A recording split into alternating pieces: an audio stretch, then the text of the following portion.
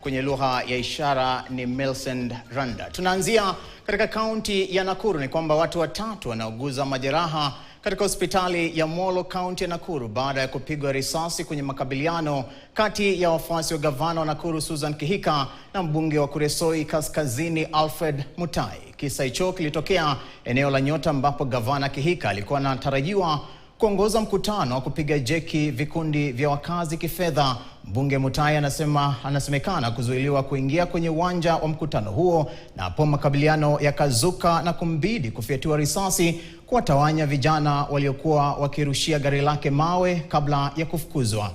Mzozo wa kisiasa kati ya gavana Kihika na Mutai umekuwepo kwa muda sasa.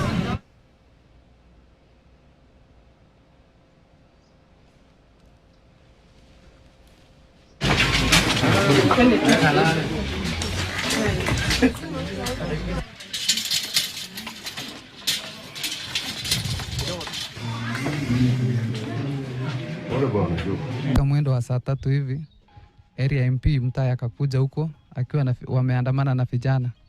Hawakutaka kufuata ratiba ambazo zilikuwa zinafuatwa huko, wakaingia na fujo. Wengine walikuwa na mawe, mheshimiwa mwenyewe alikuwa amebeba bastola kwa mkono.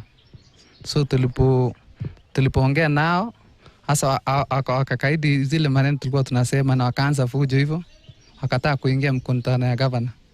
Ndio sisi tukajaribu kuwasuia, risasi ndio nikapigwa kwa mguu. Nimepigwa risasi na mjumbe wa Kuresoi North Alfred Mutai. Siwezi nikaelezea sana juu hakuna makosa tulifanya huko.